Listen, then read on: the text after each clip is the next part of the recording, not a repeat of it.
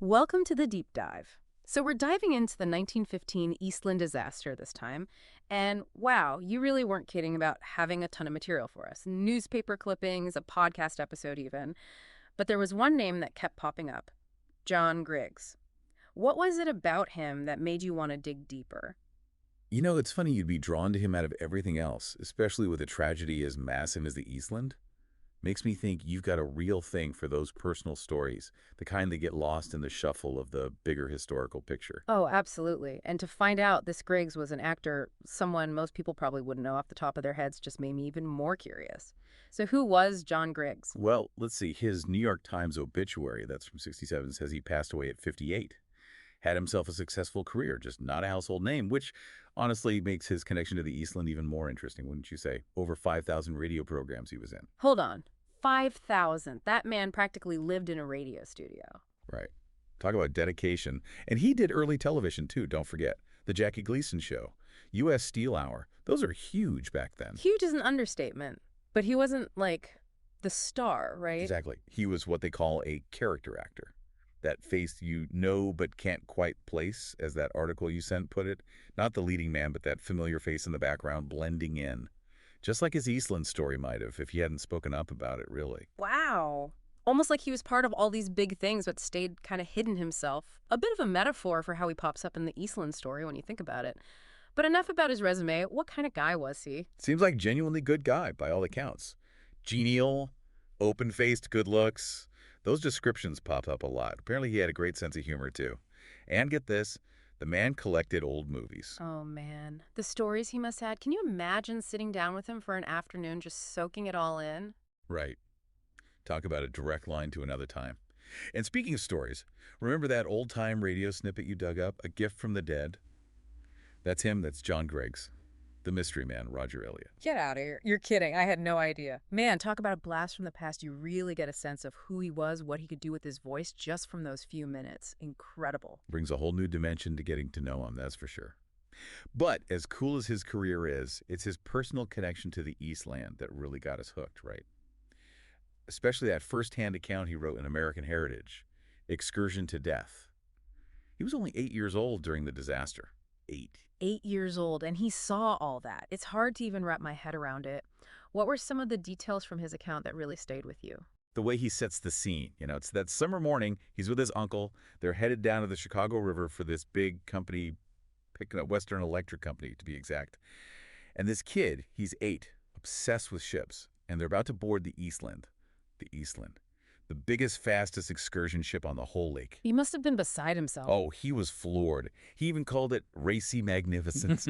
You can tell he remembers every little thing about that ship, how it generated its own electricity, those huge twin funnels, billowing smoke. And then almost subtly, he starts dropping these hints that something isn't quite right. Oh, no. What kind of hints? Like what? Well, he noticed how steep the gangplank was, and how the ship, even as more and more people are piling on, seemed to be listing away from the dock. It's this unsettling shift from his childlike wonder to, well, the beginnings of something much, much worse. Mandolin music, people laughing, talking about the picnic, and this increasingly unstable ship as the backdrop. It's like that eerie calm before the storm, when you know something's off, but you can't quite believe how bad it's actually going to get. Exactly. And for Griggs, that uneasy feeling explodes in a split second. The music just stops, dead. The ship lurches violently, and then the screams start. God, I can't even imagine. For him, for anyone who was there, that moment must have been. Yeah, and from there, he doesn't really hold back. I bet. Being that young, the sensory details must have just been. Oh, absolutely. He talks about the water turning black with people, the scramble to get to safety as the ship tilts further and further. Even mentions seeing these black laborers from a nearby warehouse. They were throwing anything they could get their hands on into the water. Pieces of wood, rope, anything to give people something to grab onto. That's a detail I'd never heard before, even after reading so much about the Eastland. See, that's what makes Griggs' account so important. This detail, the one about the black laborers that no one else seems to mention, it just goes to show how much can get left out of the official story, even with something like this. really highlights why it's so crucial to track down those different perspectives, those voices you don't always hear from. It's a good reminder that history's not just dates and names in a textbook. It's about the individual moments, those little acts of, I don't know, courage, desperation in the face of something truly awful. Couldn't have said it better myself. And Griggs, he doesn't shy away from what happened afterwards either. The gruesome task of pulling bodies from the river, the realization that more than 800 people gone, just like that, in a matter of minutes. Mhm. Well, it sticks with you. Really makes you think about how fragile it all is. Over 800 people. And to think the Eastland wasn't even out on the open water when it capsized, it was docked. That's the thing about this whole tragedy. It almost feels senseless, doesn't it? Hmm. It wasn't a storm, wasn't a collision, wasn't even bad weather, really. It was the ship itself. It had a history. The Eastland. Unstable. They knew it was unstable. Griggs even mentions this ad the Eastland's owners took out at one point, offering a reward actual money to anyone who could find an expert to declare the ship unseaworthy. Talk about misplaced confidence, or maybe just plain arrogance. Either way, it's a chilling reminder of what happens when safety takes a backseat to, I don't know, profit, hubris, whatever you want to call it. The cost was enormous. And like Griggs points out, no one really paid the price in the end, did they? All those inquiries, accusations, finger pointing, none of it could bring those people back. No, it couldn't. But what his story does, along with all the others from that day, is remind us to, well, learn from it all. Demand better. It makes you think about how he lived his life after the Eastland. This successful career, this whole other side of him dedicated to preserving a past, just in a different way. You're talking about his film collection, right? His obituary mentioned it. And that excerpt you sent from Nitrate Won't Wait, too. The guy was a serious film buff, from the sounds of it. Built up this unbelievable library, thousands of films, some of them super rare, one of a kind.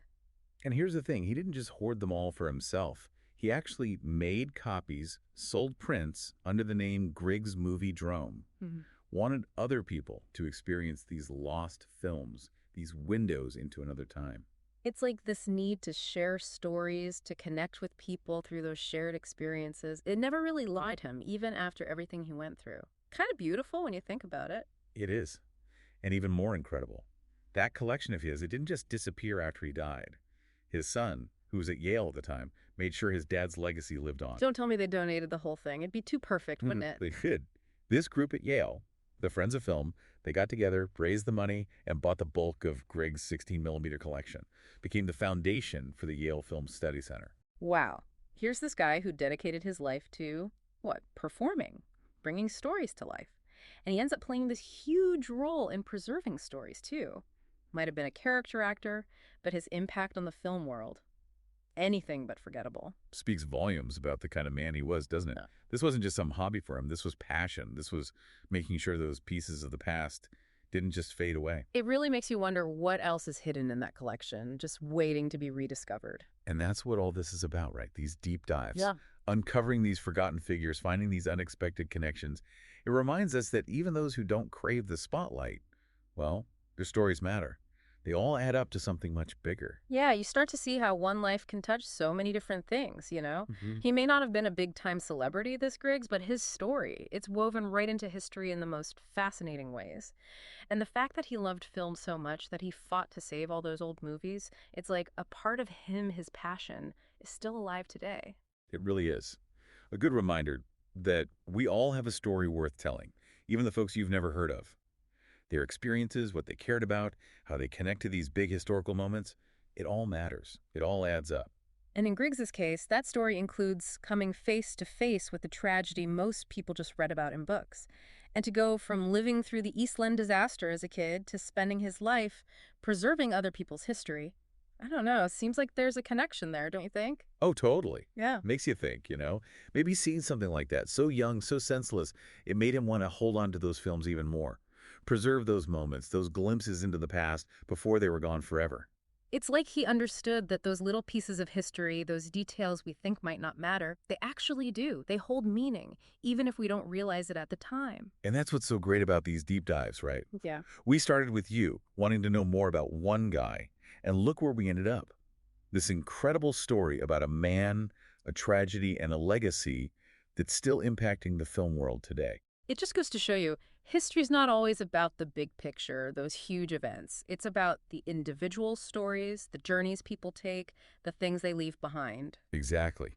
So, to everyone listening, next time you stumble across a name you don't recognize, a weird fact, a detail that just seems off, think about John Griggs. Don't be afraid to dig a little deeper, ask the questions, follow those threads, and see where they lead. You never know what you might find. Could be a whole other story waiting to be told, one that changes how we understand the past.